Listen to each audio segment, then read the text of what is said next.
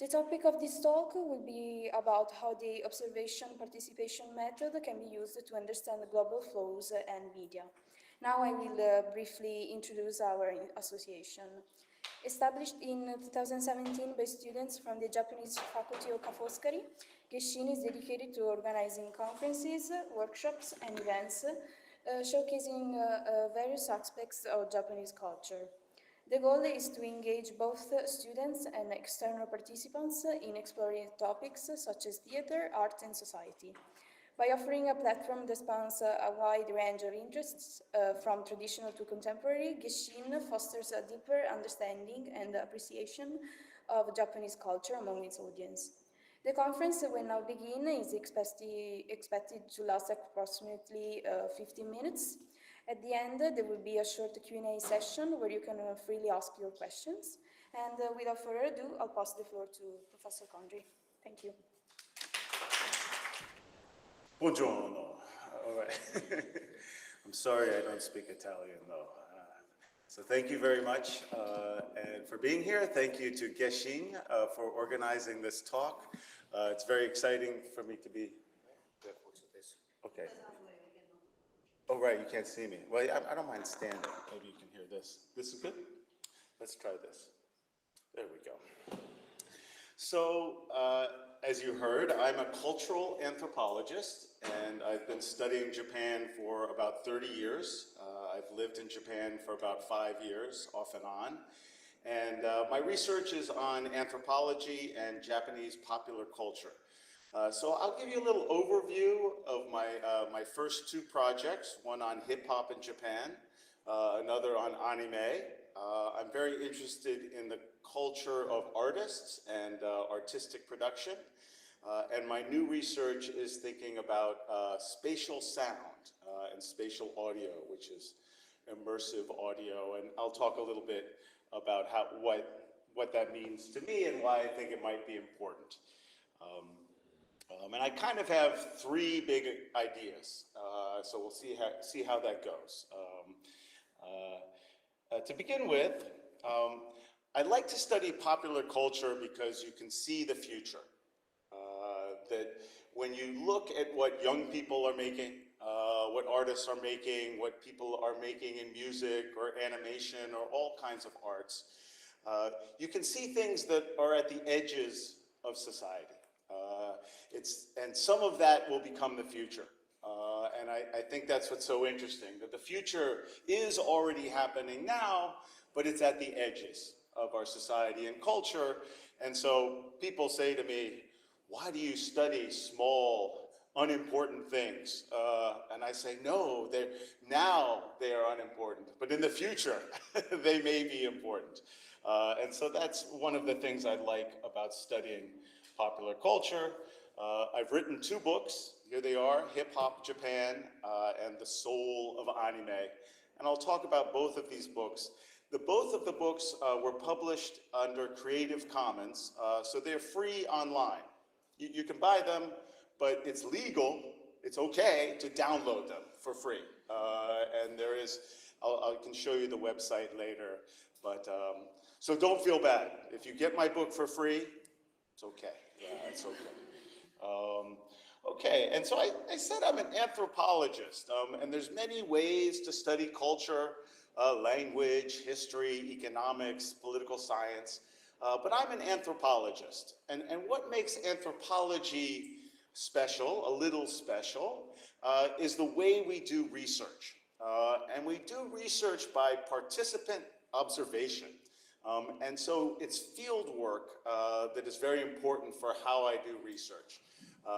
I have to travel to the place, I learn the language, and I spend time with the people.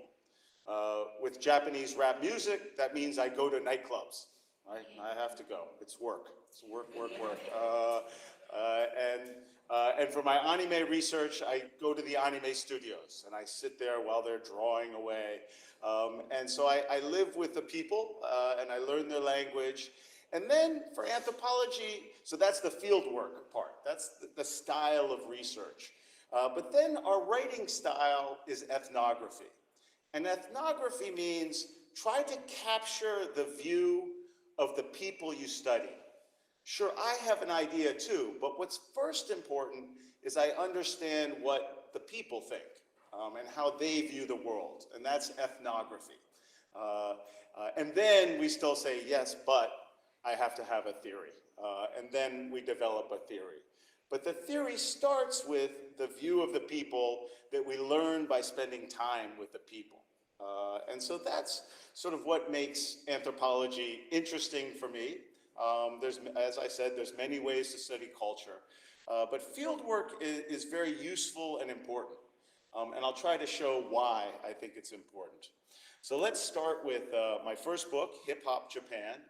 And so I studied the Japanese rap scene from 1994. This is the mid-90s. This was my PhD research. And I went to nightclubs like this one in Ikebukuro in Tokyo. And the field work, it was very hard. It was very hard field work because you have to go from midnight until 5 a.m. Or 6 a.m. Usually the show is about 1 a.m. or 2 a.m. And the trains aren't running in Tokyo at night. So you have to stay out all night. So it's hard work, as I said, but it was very good for field work because for the first few hours in the club, everyone's talking to their friends. But about 4 in the morning, everybody talks to me. Like, what are you doing here? What are you here? And so it was actually very good for field work to be there. And as I started the research, I was studying the musicians. Who are you? Why are you making rap music? What do you think about hip hop in Japan?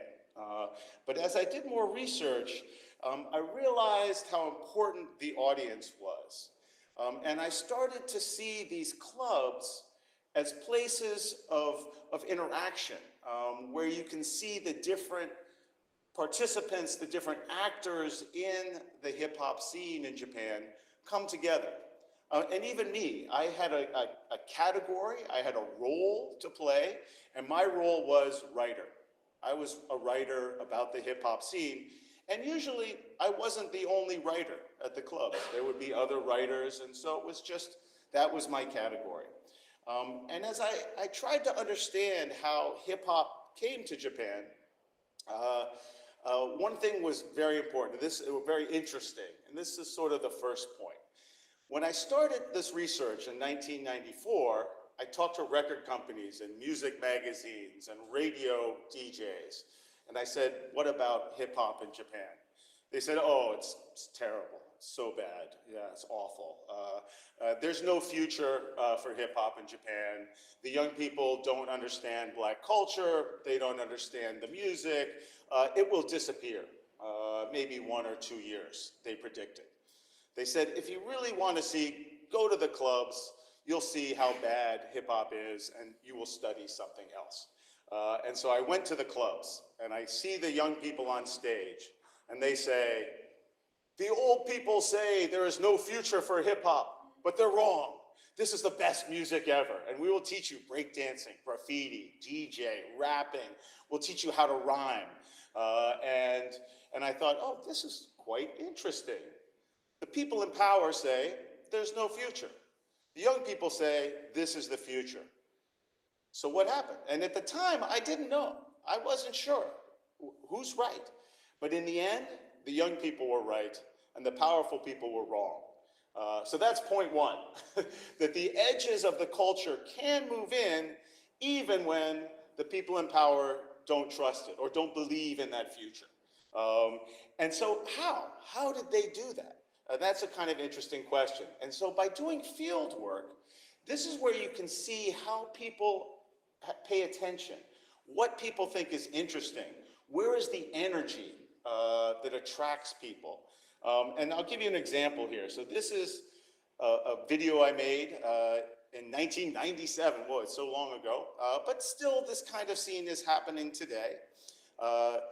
This is late night, about 3:30 in the morning, and we've seen the regular acts, rap musicians perform, and then they have freestyle session, and they hand around the microphone, and this is maybe the 5th person here who takes the microphone, And everybody who grabs the microphone says, say ho, but we're tired. It's late. We're not saying ho anymore, no more. And so he gets on stage and he tries to get the audience going, but we're tired. And so he has some trouble. But now you can sort of see what happens. And so for me, there's a lot going on, but for me, this is a nice metaphor, a nice way of understanding how hip hop came to Japan. Because the theory at the time for how global culture was spreading was it's the power of America. The strong America, strong Hollywood, strong culture, spreads culture from the top down. But when I went to the clubs, I said, no, that's not what's happening. What's happening is young people are picking up the style and adapting it in their own language, using their own history, their own imagery, their own ideas to adapt to hip hop. And so that it really was a kind of globalization from below that happened with these kinds of scenes. And it wasn't just the musicians, but that they called these clubs the Gemba. Many of you are studying, everybody studying Japanese here a little bit, some people? Yeah, okay. So Gemba is a word you should know. So Gemba means, or I didn't know, okay, so until later. But Gemba means a place where something happens and becomes real. So the scene of a crime, or a factory where you make a car or a boat, or where you shoot the movie on location. In the case of hip hop, the Gemba were the clubs, the nightclubs. And this is where people came together with different kinds of roles. You have the artists who are also business people. You have the record companies, you have fans, and then you have the media. And as I said, I was kind of in that media role. And so it's very interesting to see how this networked group of people really made hip hop overcome the skepticism and cynicism of the record companies and other people. And so that's kind of interesting. And then another kind of interesting aspect of the scene is that in cultural studies, many people say, well, power is money. You know, if you want to understand how new culture happens, see what people pay for. But in fact, there's a long, especially for musicians, but I think for all people working in the arts or even knowledge economies, even us educators, there's a lot of work that has to do with social value, and only a little part of the work is for economic value. And so this is also one of the insights, one of the ideas of anthropology, is to think of value not just in terms of economic value, but the social value. And in fact, people's careers start much more in this area of social value, and some of them can move up and have economic value as well, but many people not so much. And so that's another part, sort of interesting and important part of the story. And then how does the culture get adapted to Japan? And this is just one example, but it's a bit of a metaphor. In the early days, in the early 90s, when they would say, oh, you should check out this album from America. They say, yo, check it. Yo, check it. And they say, well, you know, actually, we have katakana. So let's write cheki in our katakana syllabary. And they say, wait, you know, we have a yo as well. It means necessarily, hitsuyo, right? People study hitsuyo. So that's the same yo. And they say, you must absolutely check it. And you must necessarily check it. And so it becomes a kind of bilingual pun where we can't even do this in English because we don't have kanji. And so this is kind of an example, and here you're taking a kanji and turning it into graffiti. And you can even hear this in some of the songs. So here's a female rapper. I like her very much. Her name is Hime, Princess Hime. And she raps during the verse.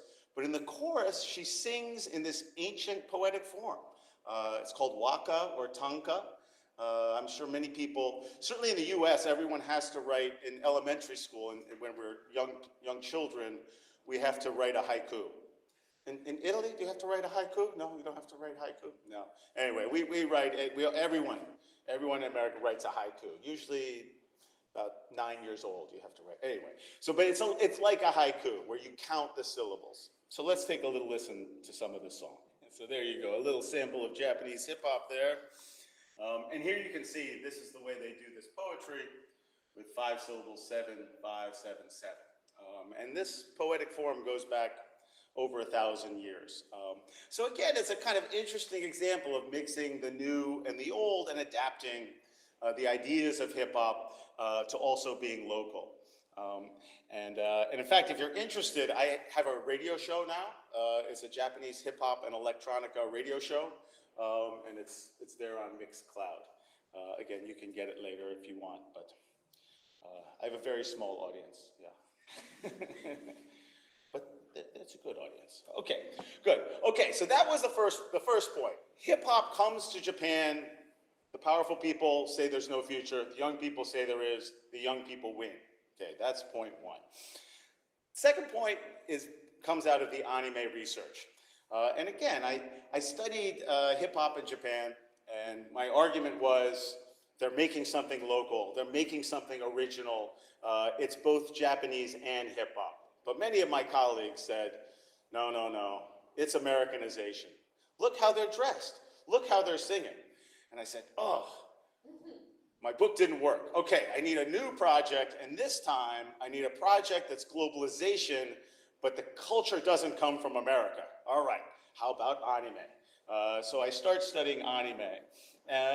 And the big argument here is that the success of animation around the world, including in Italy, has a lot to do with the whole group around animation, not just the vision of the director. So there's a lot of theory of animation where you say, oh, Hayao Miyazaki, oh, Makoto Shinkai, oh, famous directors. And the focus is on the director's vision.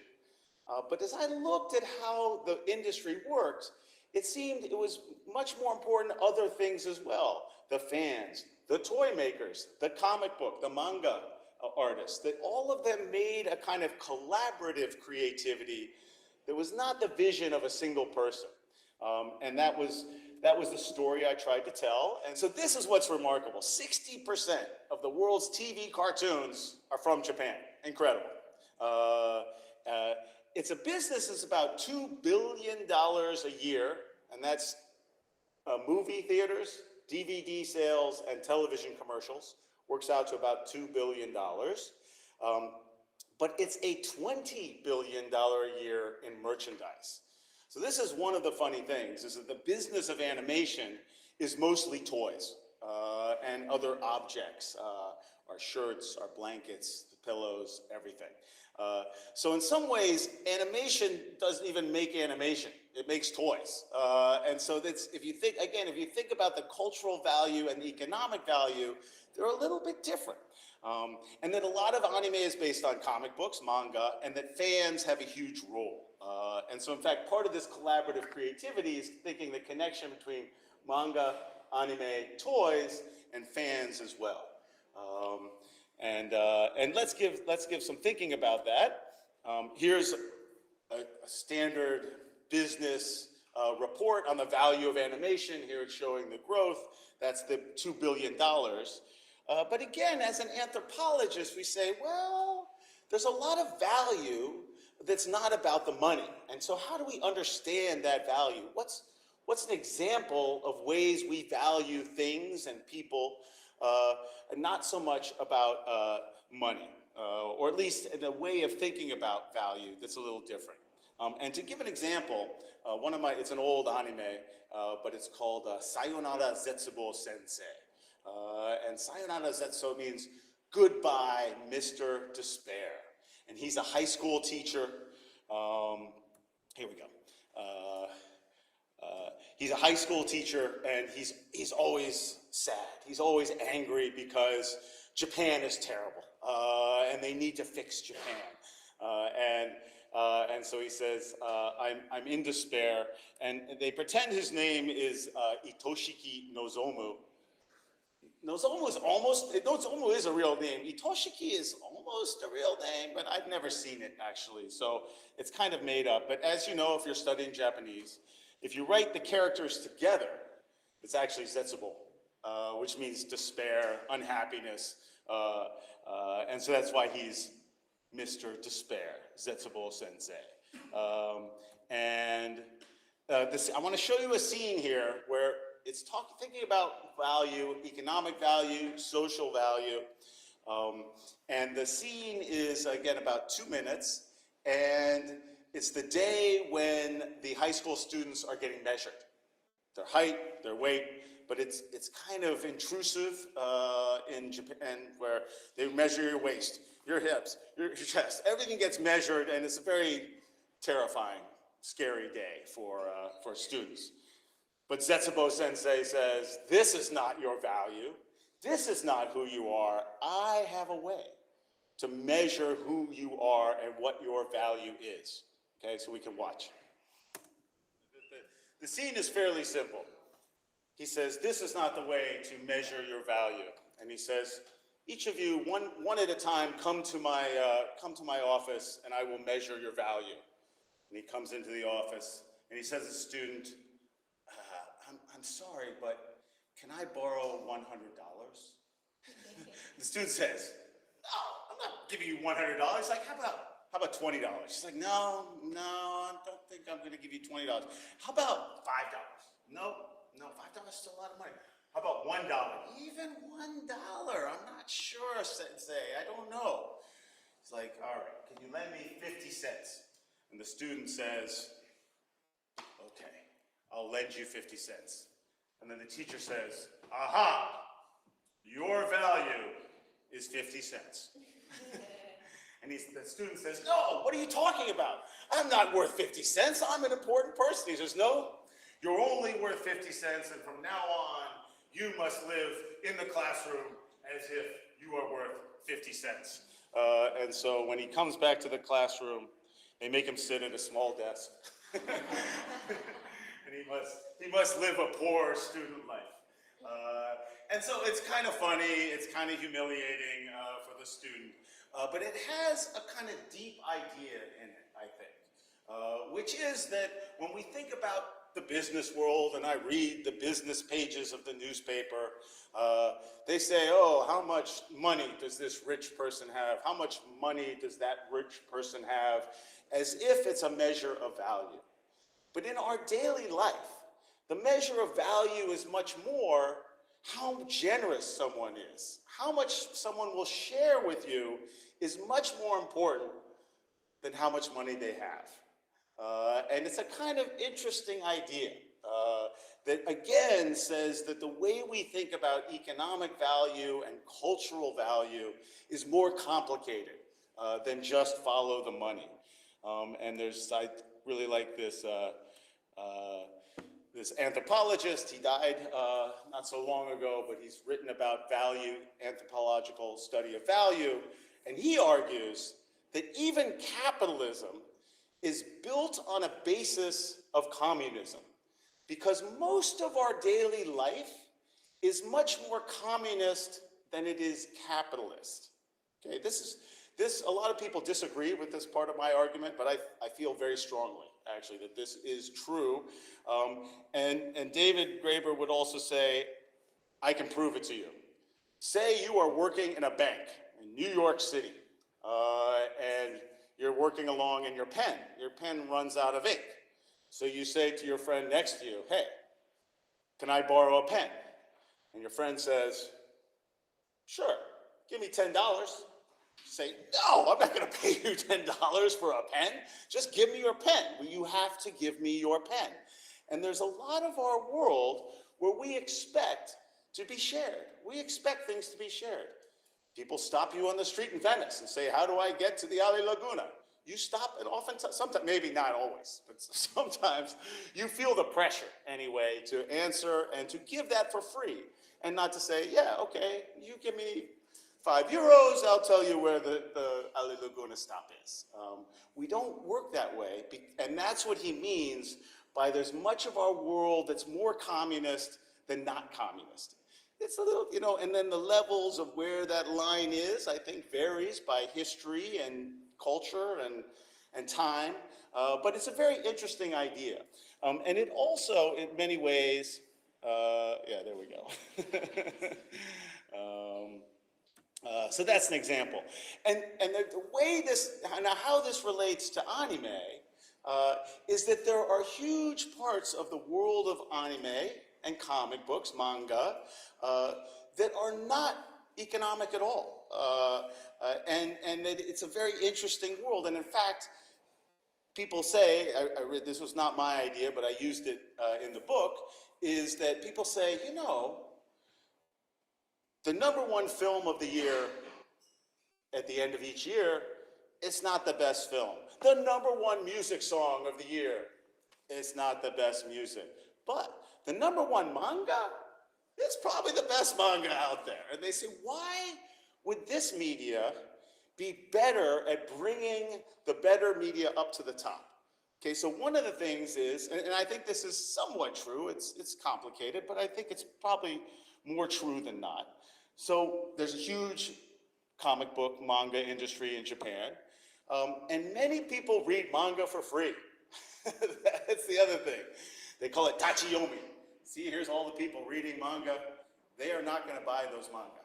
They're just reading the manga and they'll put them back. And the comic book industry knows this, actually. And even the people who buy a manga, they know it will be spread around to usually 5 people on average. So there's a lot of the manga industry that's free or stolen, but there's also this world of making fan-made comic books, or doujinshi. And doujinshi are, there's some confusion about this, but they are illegal in Japan, but they're tolerated. The publishers don't like it, actually. And I've interviewed manga publishers who say, nope, they are stealing from our artists. Our artists don't make any money. We don't like it. But we're not going to fight it because these are also the biggest fans of manga. So it's a complicated relationship. But so there is, as you may know, the largest convention in all of Japan is to sell these. Yes, question. Sorry, but I know that currently in Japan, the vast majority of consumption of manga is not via actually the paper book, but Right. via telephone. Yes. This has an influence on this research, or quite?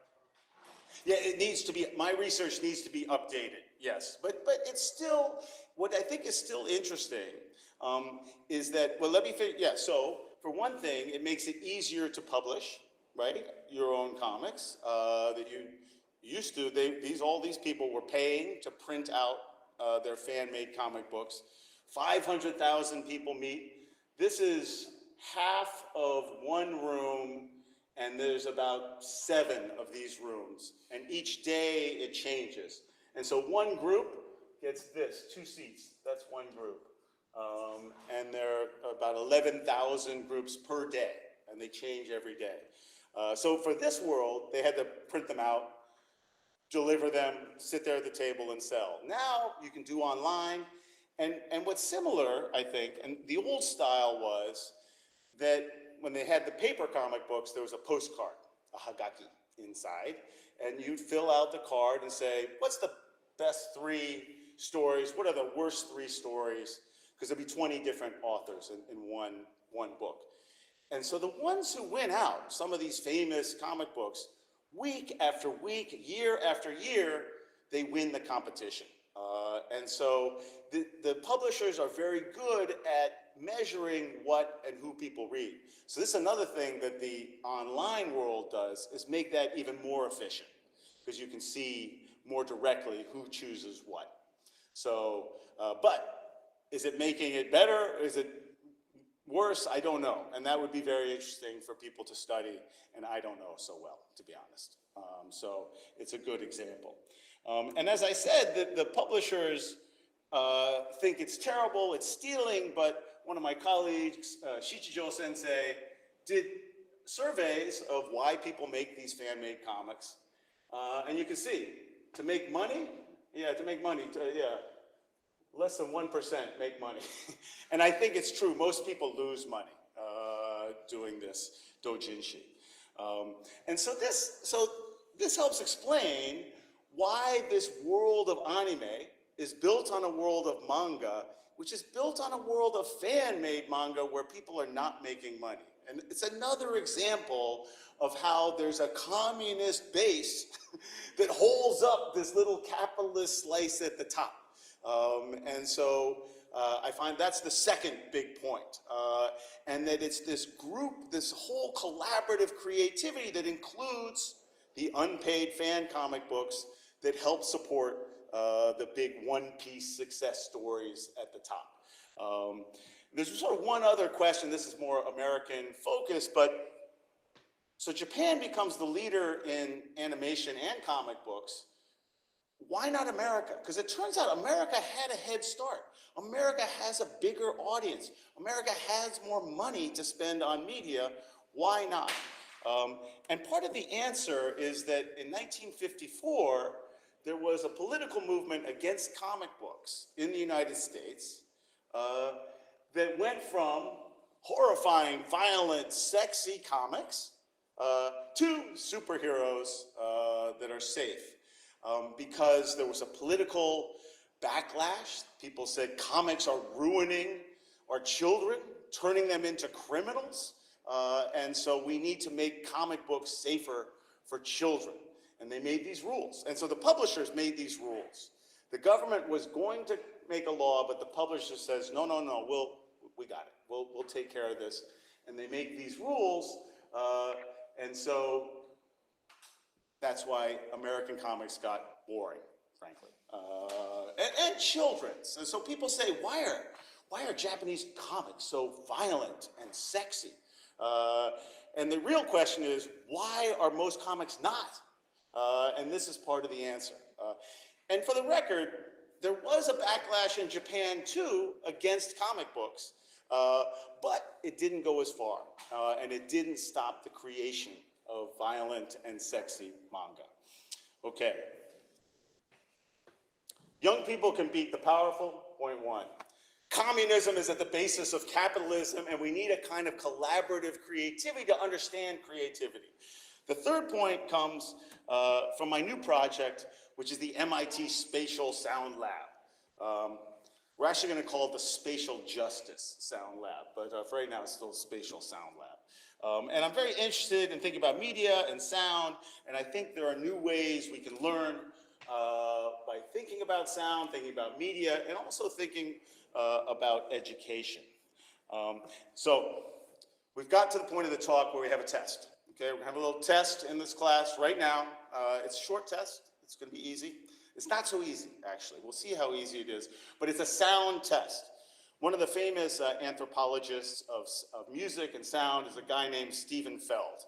And he wrote this beautiful book about the Kaluli people in the Bosavi rainforest of Papua New Guinea, where their songs and their dance and their poetry relates very much to the sounds of the forest.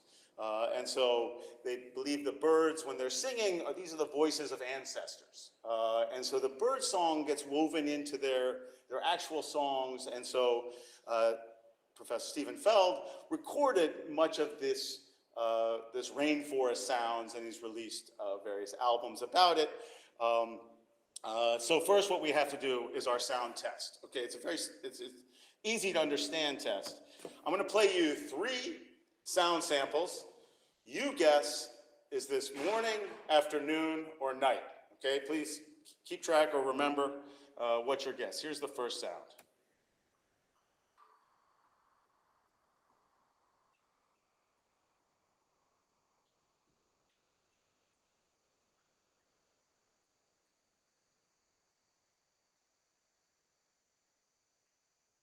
Okay. Sample 2.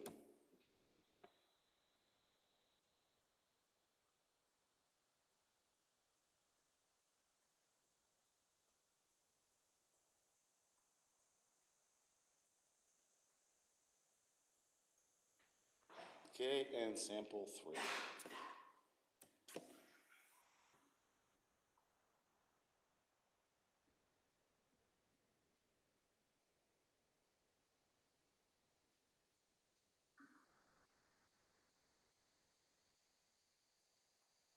Okay, all right, here you go. You're gonna grade yourself. Let's see how you did. All right, and the answer is number 1 was afternoon, number 2 was night, number 3 was morning. Okay, who got 0? 0 right. Okay, very good. Who got 1 right? Pretty good. All right, 2. Who got 2 right? All right, and who got all 3 right? All right, congratulations over there. We got 1 winner. All right, pretty good. Okay, thank you very much for taking the test. You'll get your grades later, but then that's the idea. So one of the things that's interesting to me about this little sound test is that for us, for me too, it's very hard, actually. I don't know. I don't know what the rainforest sounds like in the morning, afternoon. But for a child that lives in this place, it's so stupid. It's the most easy test in the world. How could you not know what the forest sounds like? It's so ridiculous. And so this is the first sort of interesting thing about sound, is that our expectations and our experience of listening very much affects how we interpret the world. And this is the anthropology idea, but it also shows that a child in the rainforest has more intelligence in certain ways than us more advanced people, supposedly, in other places. And so, you know, I think that's quite interesting. And one of the things it points to is that when we think about how the social world is organized, that often a lot of my colleagues, they think in terms of a flat world of social science. What's an example? $1 equals $1. This is what my colleagues in economics say. But if you're a rich person, $1 is not very much. Half the world lives on less than $6 a day. $1 is a lot for those people. So $1 is not $1, actually. What about political power? My colleagues say in political science, they say 1 vote equals 1 vote. We know that's not true. And so we need an understanding of the social world where things are curved. Our social world actually curves around us. We might think of it as a kind of gravitational force, where there's the curvature of social economic space-time around us, and not think in terms of a flat land. And it's true. Me, as an old white professor walking through the town, it's a different world I face than my friend who's young and from Latin America, and she has 3 children in tow, and she's treated differently in the world than I'm treated, okay? Because the world is curved around us. And trying to understand that, I think, can be quite helpful. But what is this curvature? I mean, it's just a metaphor. Just because gravity works this way doesn't necessarily mean the social world does, but I think it's helpful for thinking about some of the topics that are so important for us right now. Institutional racism and sexism, unconscious bias. These are all ways of talking about this kind of curvature of social space. But what is this gravity that curves it? Well, the standard cultural studies answer is money. If you have money, the world curves around you. Okay, fine, there's some truth to that. It's part of the curvature of the world. But there are other things as well. What about intimacy? What about love? Right? Sometimes it's about money, but mostly not so much. That's what I would say. And we even use this language of attraction. It's like a gravitational language that we use when we talk about our attraction to others. What about if you're a musician, though? Oh yeah, good sounds, pretty attractive, you know, good listening environments even. I study these small DJ bars in Tokyo, and famous musicians will play in these small clubs because there's this good sound and a good audience that they can learn from. And it's more valuable for them than the big paying things. And I think there are other ways to think about this as well. And so this is an example of one of the clubs I visit, Bar Bonobo in Tokyo. They play there because they can learn these things. And again, it seems to me that as we think about progress, a lot of progress is thinking about how much is our economic development. That's important, but there's other ways we can think about progress and think about learning to deal with this complicated climate emergency world of inequality that we're dealing with right now. How can we learn and progress in new ways, I think is useful. And there's also ways that we can think about the construction of space. One of the funny things about this bar is that it's a tiny room, maybe fits 20 people. But he has speakers in the front and speakers in the back of the room, and he delays the timing of the speakers in the back of the room so it sounds like the room is bigger. It's a kind of interesting thing, because I go and I say, I can't hear these back speakers. He says, yes, you can't hear them, that's right. But if I took them away, you would notice. And so it's a way that you can use time and sound to construct space in a new way. And he also constructs it as a social space by keeping the volume of the music down at a level where people can talk. And he feels it's very important not to have to yell and hurt your throat and hurt your ears, to listen to music and also socialize. I didn't work it in yet, but we should have the dancing part of the talk at some point in the future, right? I gotta get the dancing part. All right. So I got interested in sound, and especially thinking about spatial sound, and I created this Spatial Justice Sound Lab, where we use sound to fight for spatial justice. But it's a community studio. We have a surround sound speaker system. We organize music festivals like Dissolve Music. There's a number of interesting things. I won't go too deeply into it. But when we think about sound, one of the main points about spatial sound that I find interesting is that so much of my media is flashing in my face. My phone, my television, my computer, it's flashing in my face. But with surround sound, I can listen to a world behind me, a world that's not flashing in my face. And I think, there's a lot of people in the world who don't get to flash in my face. But if I remember that there's a world behind me, and that if I close my eyes and think in a different way of getting information about the world, I can listen to the world that's not on my screen. And so I find that quite fascinating. We're going to actually skip over this. And in fact, one of the reasons I'm in Venice this week is I've been following this musician, Janst Werner. He lives in Berlin. There he is. This is an exhibit he had in Baden-Baden last summer, where it also thinks about spatial sound, where he has sounds bouncing off the walls and into different rooms, so that as you move through the exhibit, there's no single composition, but everybody hears somewhat differently. And it's kind of interesting. Even if you go one day and then you go the next day, it will sound different, because you'll have a different experience. You'll have different expectations. So his thing is to say that spatial sound, and this is the third big point, that spatial sound gives us a chance of thinking about the uniqueness of each of us. That we each hear something quite different, and the reality itself is like that. We each come with different expectations, different understandings, different histories, different interests. And it's understanding that intersection of getting knowledge, getting sound, getting ideas with your own interests and your own possibility. And that's what I find quite inspiring about spatial sound, and especially this kind of work where you walk around, you have speakers in some of the rooms, different reflective things. Let's see if this will work, and so on. And then you have a chance actually to go see his work now. It's actually part of the Venice Biennale. This was yesterday, part of the opening. He makes the speaker that slowly rotates around here. I think, let's see if we can hear it. Too bad. Anyway, it goes.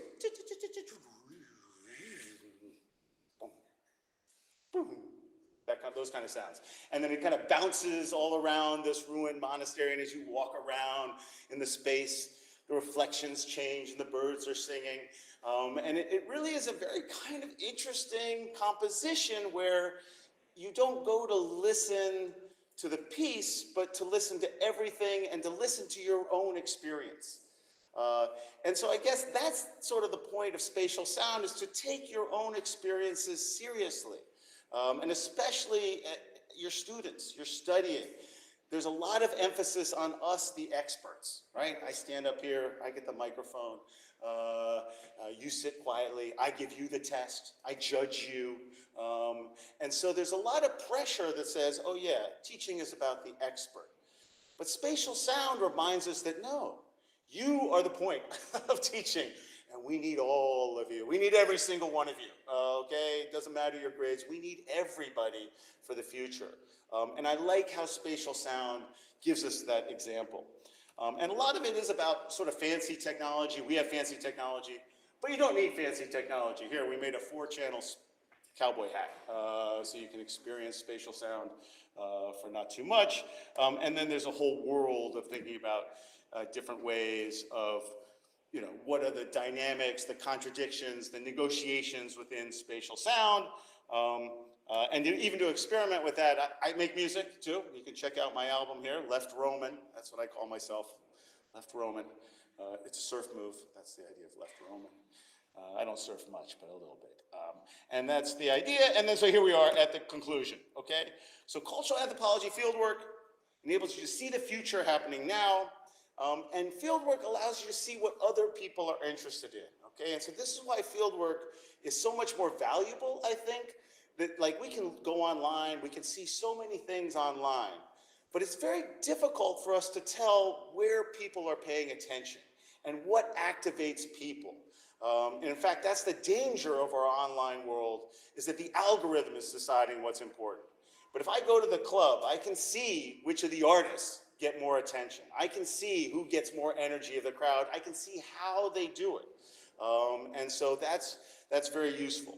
And then these are the 3 big points, that hip hop takes root in small clubs, overcoming the skepticism of powerful people, that anime is a kind of collaborative creativity that includes fan and free labor and even pirate work, that's part of what adds value, and that spatial sound, by giving us new ideas of listening, puts the focus back on students and learning and education coming from you more than the professor as what really matters in the world. That's it. Thank you very much.